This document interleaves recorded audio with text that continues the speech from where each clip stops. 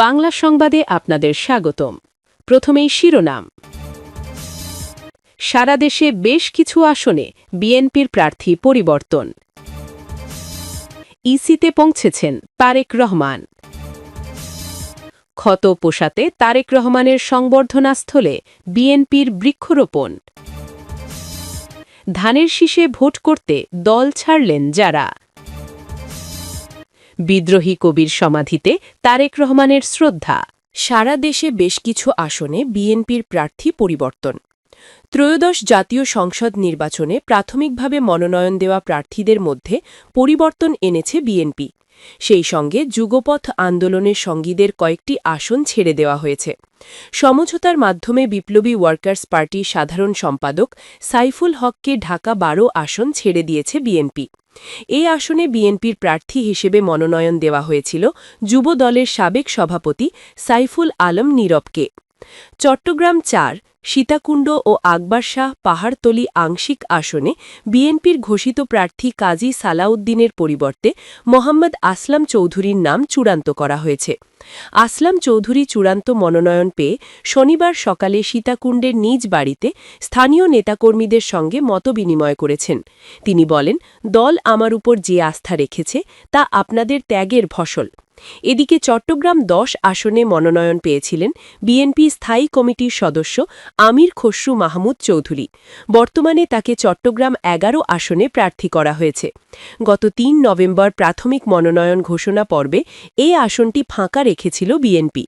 অপরদিকে চট্টগ্রাম ১০ আসনে এখন দলটির প্রার্থী করা হয়েছে বাংলাদেশ জাতীয়তাবাদী পাট শ্রমিক দলের সভাপতি সাঈদ আল নোমানকে। তিনি বিএনপির প্রয়াত ভাইস চেয়ারম্যান আবদুল্লাহ আল নোমানের ছেলে। যশোরের ৬টি আসনের মধ্যে ৪টিতেই প্রাথমিকভাবে মনোনয়ন দেওয়া প্রার্থী পরিবর্তন করেছে বিএনপি।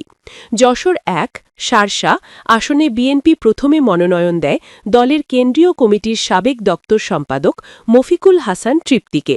পরিবর্তন করে সেখানে মনোনয়ন দেওয়া হয়েছে শার্শা উপজেলা বিএনপির সাধারণ সম্পাদক নুরুজ্জামান লিটনকে। যশোর ৪, বাঘারপাড়া অভয়নগর উপজেলা ও বসুন্দিয়া ইউনিয়ন আসনে প্রথমে মনোনয়ন পান দলের কেন্দ্রীয় নেতা ইঞ্জিনিয়ার টি.এস. আইয়ুব। নতুন করে পেয়েছেন দলের অভয়নগর উপজেলা কমিটির সভাপতি মতিয়ার রহমান ফারাজি। যশোর ৫, মনিরামপুর আসনে প্রাথমিকভাবে দলীয় মনোনয়ন পান দলের উপজেলা কমিটির সভাপতি অ্যাডভোকেট শহীদ ইকবাল হোসেন।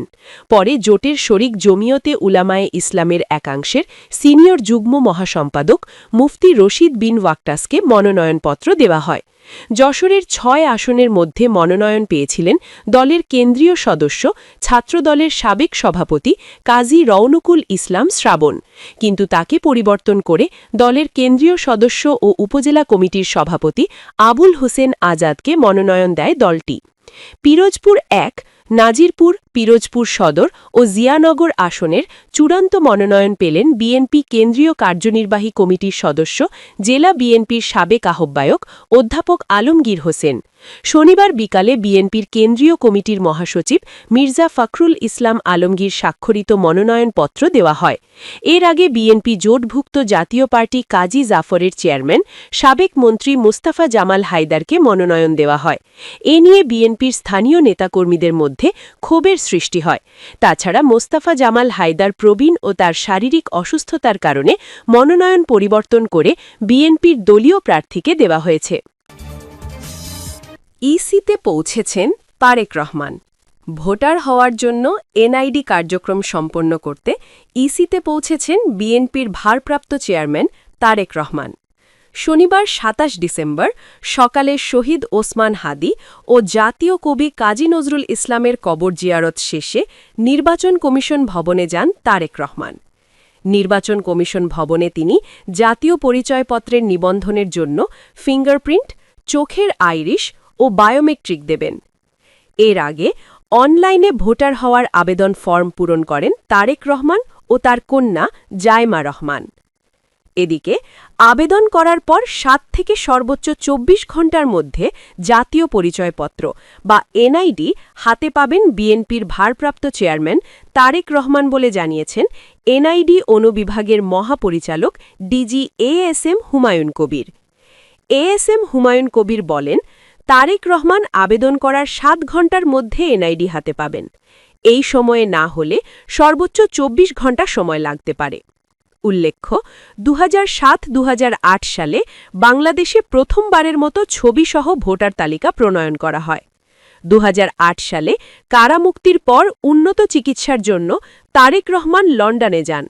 এরপর আর দেশে ফিরতে না পারায় তিনি ভোটার তালিকায় নাম লেখাতে পারেননি। রাজনৈতিক পট পরিবর্তনের পর তার স্ত্রী ড. জোবাইদা রহমান দেশে এসে ভোটার তালিকায় নাম লেখান। তারেক রহমানের মা বিএনপি চেয়ারপারসন খালেদা জিয়া ২০০৮ সালের ২৯ নভেম্বর ক্যান্টনমেন্টের ঠিকানায় ভোটার হন। ক্ষত পোষাতে তারেক রহমানের সংবর্ধনাস্থলে বিএনপির বৃক্ষরোপণ। বিএনপির ভারপ্রাপ্ত চেয়ারম্যান তারেক রহমানের স্বদেশ প্রত্যাবর্তন উপলক্ষে নির্ধারিত সংবর্ধনাস্থলের আশেপাশে ভেঙে পড়া গাছের ক্ষতি পুষিয়ে নিতে বৃক্ষরোপণ কর্মসূচি পালন করেছে দলটি। শনিবার ২৭ ডিসেম্বর সকালে রাজধানীর ৩০০ ফুট মহাসড়কের ৩৬ জুলাই এক্সপ্রেসওয়েতে এই কর্মসূচির উদ্বোধন করেন বিএনপির কেন্দ্রীয় ক্রীড়া বিষয়ক সম্পাদক ও ঢাকা মহানগর উত্তর বিএনপির আহ্বায়ক আমিনুল হক। এ সময় তিনি নিজ হাতে একাধিক গাছের চারা রোপণ করেন। আমিনুল হক বলেন, সংবর্ধনা উপলক্ষে জনসমাগমের কারণে কিছু গাছপালা ক্ষতিগ্রস্ত হয়েছে। দলীয় সিদ্ধান্ত অনুযায়ী সেই ক্ষতি পুষিয়ে নিতে নিমসহ বিভিন্ন ফলজ গাছ রোপণ করা হচ্ছে।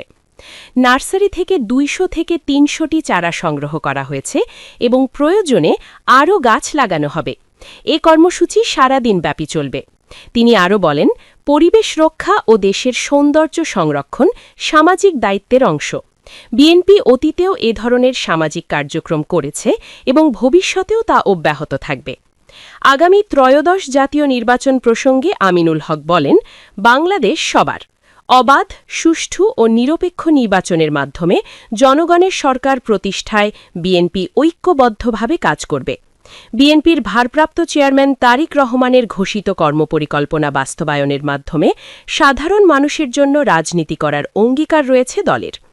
এ সময় তিনি আরও জানান, তারেক রহমানের আগমন উপলক্ষে ঢাকা মহানগর উত্তরের বিভিন্ন স্থানে লাগানো ব্যানার ও ফেস্টুন পর্যায়ক্রমে অপসারণ করে পরিচ্ছন্নতা বজায় রাখার উদ্যোগ নেওয়া হয়েছে। এর আগে শুক্রবার সকালে আমিনুল হকের নেতৃত্বে সংবর্ধনাস্থলের আশেপাশে পরিচ্ছন্নতা ও বর্জ্য অপসারণ কার্যক্রম শুরু করে ঢাকা মহানগর উত্তর বিএনপি। ধানের শীষে ভোট করতে দল ছাড়লেন যারা। রাজনৈতিক দলগুলোর নির্বাচনী জোট গঠনে সংশোধিত গণপ্রতিনিধিত্ব আদেশ বা আরপিও বড় ধরনের প্রভাব ফেলছে। বিএনপির সঙ্গে যুগপৎ আন্দোলনে থাকা মিত্র এবং নির্বাচনী জোট করতে চাওয়া দলগুলোর ক্ষেত্রে এই প্রভাব ইতোমধ্যে সামনে এসেছে। নতুন আরপিও অনুযায়ী জোট করলেও নিবন্ধিত দল হিসেবে প্রার্থীকে নিজেদের প্রতীকেই নির্বাচন করতে হবে। এতে বিএনপির সঙ্গে জোট করেও ধানের শীষ প্রতীকে নির্বাচন করার সুযোগ না থাকায় দুইটি রাজনৈতিক দলের শীর্ষ নেতারা নিজ দল বিলুপ্ত করে আনুষ্ঠানিকভাবে বিএনপিতে যোগ দিয়ে প্রার্থিতা নিশ্চিত করেছেন। এছাড়া লিবারেল ডেমোক্রেটিক পার্টি থেকে বেরিয়ে বিএনপিতে যোগ দিয়েছেন দলটির মহাসচিব ড. রেদোয়ান আহমদ। তিনি ধানের শীষ প্রতীকে কুমিল্লা ৭ আসন থেকে নির্বাচন করবেন। গত ১ ডিসেম্বর আনুষ্ঠানিকভাবে বিএনপিতে যোগ দেন